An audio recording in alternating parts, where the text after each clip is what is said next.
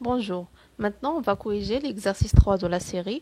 On a dans l'exercice une pédale schématisée sur ce schéma d'un accélérateur d'automobile. Elle est mobile autour d'un axe fixe au point O.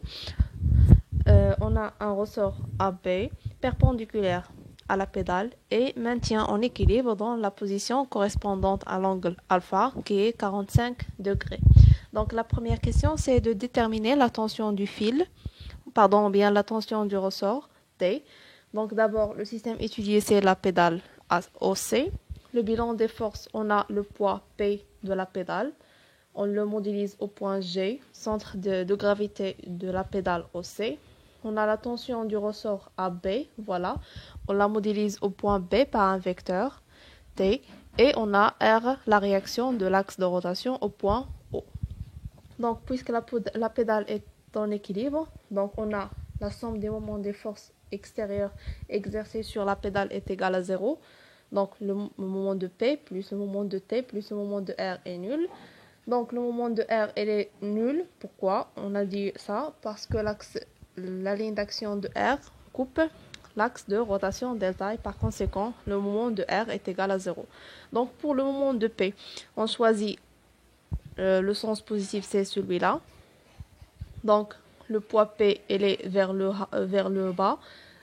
On prolonge la ligne d'action de cette force. On obtient la distance entre O et la ligne d'action de P, c'est OH. Celle-là, c'est la distance perpendiculaire à la ligne d'action de P. Donc, le moment de P, c'est plus. Pourquoi? Parce que P, elle est dans le sens positif du sens du mouvement.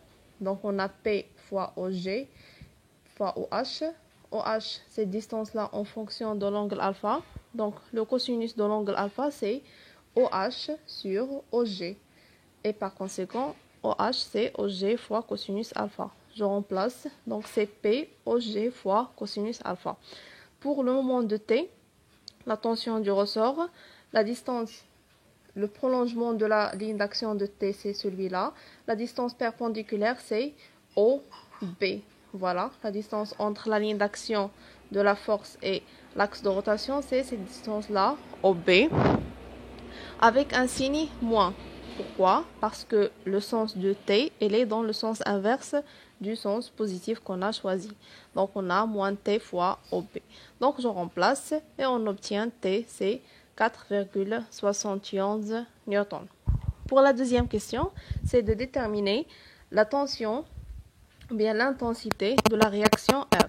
Donc, puisque la pédale est en équilibre, et comme vous voyez ici, les lignes d'action des trois forces sont concurrentes, ça veut dire ils se coupent en un point et ils sont coplanaires, appartiennent au même plan. Donc on a le polygone des forces est fermé. Donc on a un polygone des forces fermé. On a l'intensité du poids 10 newtons. On a T qu'on a déjà calculé, c'est 4,7 newtons. Donc on choisit une échelle. Par exemple, à chaque 1 cm, on associe dans newtons. On garde les mêmes lignes d'action des forces. Voilà la ligne d'action de P, puis T, la tension T du ressort, et on ferme le polygone par la réaction R. Et pour trouver l'intensité de R, on utilise la règle de 3. Donc, on mesure cette longueur par une règle, on obtient 3,7, à peu près 3,7 cm, et on applique la règle de 3 pour obtenir 7,4 newtons pour l'intensité de la réaction R.